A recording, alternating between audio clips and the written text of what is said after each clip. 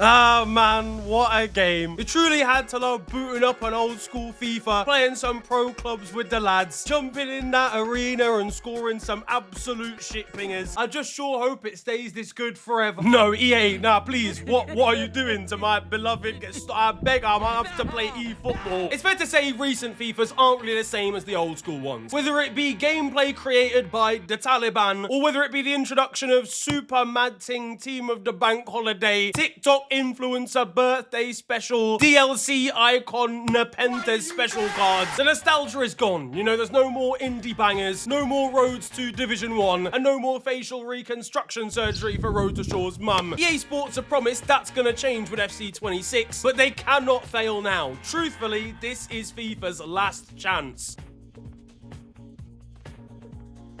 I hope you understand, guys. I'm never gonna call this shit FC. Like, on a day-to-day basis, it's FIFA forever and always. I will put FC 26 in the title. I will, in video format, refer to it as FC at times. But I'm never chatting to my mate and saying, yo, do you wanna play EA FC 25? Mostly because I would never wanna play EA Sports FC 20. Now, before we get into this one, tantalizing like goal for everybody. If this video gets 7,000 likes, I will bring back some of the modded FIFA videos from back in the day. The amount of times I get asked about those videos, bringing them back, unfortunately, a lot of the resources that were available to make that happen back in the day are a bit more difficult to make happen now, but at least some of it could probably be reproduced. And if you guys want it, show me, get me. Also, when we hit 750,000 subscribers, we're so close now, by the way, I will be testing out my knee ligaments in a real life football video, so make sure to subscribe. Now, the reason we're here for this video is EA Sports released the official trailer for FC 26 as well as the cover stars. The trailer we'll get into in a second, but the cover stars for this one are Jamal Musiala and Jude Bellingham. This is actually kind of crazy though when you think about it, because Jamal Musiala and Jude Bellingham, as youngsters in England's youth setup, were playing together at the age of like 14 or 15. So to now have grown up, to now be at the peak of their powers, well, not even to be honest with you, it's still young, but to be on the main stage as footballing stars and be on the cover together, that is kind of poetic, I'm not gonna lie to you. And also hideously depressing when you remember that Jamal Musiala could have been English, but we fumbled him. They probably played FIFA 16 together after school. That is insane. Jude Bellingham, I'm sure, will be getting some flashbacks to being beaten by XX_pussylover_XX. And then on the cover for the Ultimate Edition will be Zlatan Ibrahimovic, who enters the game for the first time as an icon. According to the trailer, a lot of people have been asking for that, and he comes in with other stuff as well, but we'll talk about that in a second. Because on to the trailer, and I'm not gonna lie to you, lads, it actually did seem pretty good. Now, one thing that they said they were gonna do was they were gonna include a lot of gameplay. They never really do that. In the initial trailer they do, it's loads of like cinematic footage and it's never from actually in the game. But this time, because people actually asked them to put gameplay in, they just did one that is basically solely gameplay, which is really, really good. They talked about the fact that the gameplay should be better, because I'm not gonna lie, fam,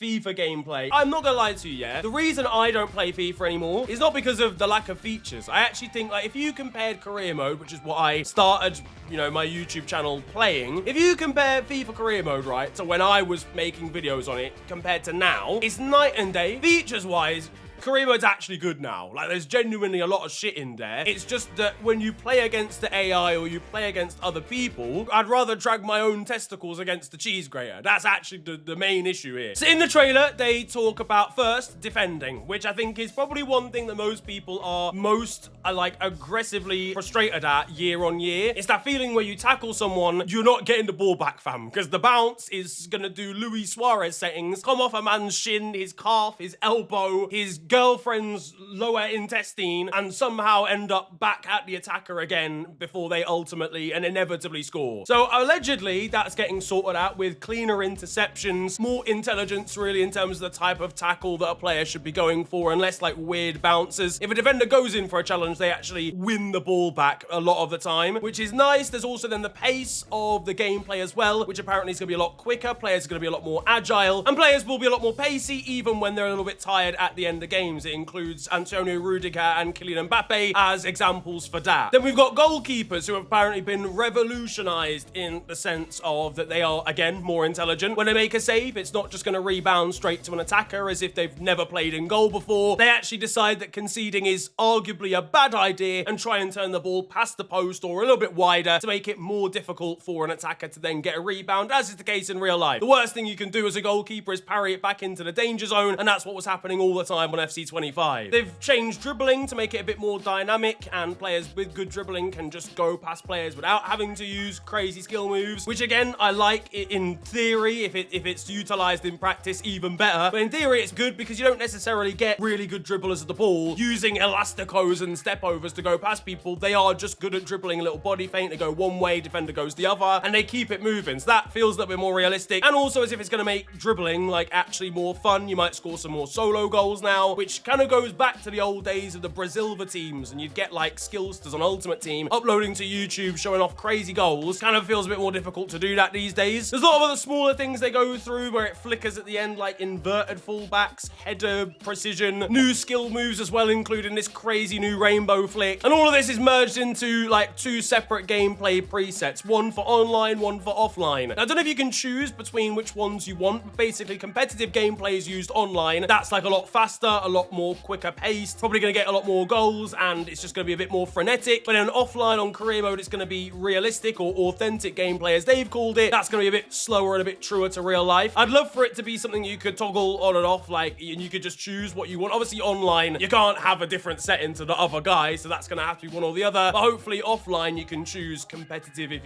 you want to. Archetypes have been introduced, which are kind of similar to play styles, I think, really, and also just like the general personality of a player, but it's based on previous icons and, you know, legends of football. So what I think is what I'm alluding from that is basically like Zlatan Ibrahimovic, for example, is new in the game. He has an archetype, and other younger players, maybe even regens in career mode or whatever, can have that same archetype to kind of play similarly to him, if that makes sense. I think it'll be used most in like pro clubs, for example, or when you're creating a player in career mode, you can say, I want my guy to kind of replicate Zlatan Ibrahimovic. Once I've got him to the highest of his potentials, then you got your own mini Zlatan whenever you want him. Things like Rush and additions from last year are still in the game. We've also got new licenses, mostly for the Bundesliga. I think all 18 teams have got like their stadiums in the game again. So Bayern Munich stadiums back in FIFA now, and some teams from the Bundesliga 2. There's a couple of new things in like career mode too. You've got manager live challenges, which I'm gonna say straight off the bat, I already don't care about, but it's like real world scenarios and storylines that you can then play out in career mode yourself. Pretty sure that was meant to be in the last FIFA. I don't even know if it ended up happening in the end, but that's going to be an FC26 career mode for the 6 of you that will want to do that. And also the manager market as well. Like managers can change teams in career mode, which is something that's never been a thing, and I was wondering when it was going to happen. That's a pretty decent feature, to be fair. There's a lot there, I'm not gonna lie, and I know I've packaged it really nicely as if this is stuff that you need to be really excited about, get me. To be fair, like, it is, if it actually works, because as I said, I think the most important thing, and the reason why I've not been interested in playing FIFA, and a lot of other people have been kind of alienated as well, is the fact that the gameplay is absolutely fucking shit. It is dog shit, lads. It pisses me off so much. It's not fun anymore. It's not fun to just sit down and pick up FIFA, in my opinion. I know there'll be people that do have fun, that play weekend league every week, and that play 40 games, you know, calm, and they're absolutely fine. They might get frustrated at times based on games, but overall they enjoy the experience. But it's nowhere near as many as enjoyed it back in the day, and that's reflected by, you know, sales and interest. I think FIFA have recognized this, or EA Sports have recognized this, and realized, yo, we've actually got to make this game fun to play again if we want to keep our market. There's only so many features you can slap in a game, and it's still just overall experience be really fucking annoying for you to really care. As I said, career mode, manager mode is so much better now than it was 6 years ago. It's a completely different game mode in comparison to what it was back then. It was like skeletal. We were so annoyed back in the day as career mode content creators because nothing would change. We've had so many features over like the last 5 years. Some of them don't work. Don't get it twisted, and I hope that they're fixed for this game. Things like, you know, obviously, yeah, cool, we can get players from every nationality in the youth academies, but they've all got the same name. So expand the name pool in it. Yes, cool, the feature's nice, but it doesn't work properly. But the main thing, as I mentioned, was gameplay was annoying. So if they have managed to fix it, if they have managed to make it more fun and more entertaining, a little bit more arcadey, a little bit more light-hearted, then that's a great, that is good. But they put a lot of pressure on themselves here. A guy called Chew Boy, who for the OGs of the FIFA community will know Chew really well. He used to work at EA Sports and then became a content creator. I think he was basically in charge of like the network between EA and the games company and FIFA the game, and then the content creators as well. But he was like the middleman basically, who would actually relay information to the fans on social media whilst also working for EA. And he said that it's really interesting that they've kind of been very self-reflective and realized that the usual trailers are a load of shit and that they need to put gameplay in, because it means that they are very confident in the gameplay that they've got, or they have to be anyway, and it kind of gives them this thing of, this is kind of their last chance now. It's kind of do or die as far as that's concerned, because if they put all their efforts into making the gameplay good and not really adding that much in terms of features, then A, people are probably going to lose their jobs, and B, all of us are going to be like, this is still shit. Do I have much faith in EA Sports anymore? Honestly, no, not really. The way they've massacred my boy over like the last 4 or 5 years is actually borderline impressive. EA as a company continually buy out small studios and absolutely annihilate them from the inside out. They've done it with racing games companies recently. They do it generally, and realistically, all they actually care about is the money. So what we're actually going to have to see is on day one whether the gameplay is good, and more importantly, after that mystical first patch that they always do that ruins the gameplay every year, we need to make sure that that doesn't happen as well. I want this game to not just be fun as soon as people are buying it and pre-ordering it early doors, and then for it to become arse again. I want it to be good the entire game cycle if I'm gonna trust these lot again. EA Sports, it's your last chance. Probably not with everybody, but definitely with me. If you can't get things right this time, if you can't bring the feel-good vibes back, the one time that you're actually focusing on it instead of just adding random DLC stuff for us to pay for, then I'm truly not sure that it's ever gonna happen. But do you guys have faith? Do you believe in EA Sports to bring the good times back? And what do you make of the trailer and all of these new features? Drop them down below. As I said, if this video gets to 7,000 likes, you might well be getting some FIFA modded content back when this game drops in September. And of course, if you want to see that content, make sure to subscribe, okay? It really, really does help the channel out. You can also follow me on social media. It is @theofficialfng on Twitter and on Insta. But it's been a pleasure ranting at you guys today. Have a wonderful day,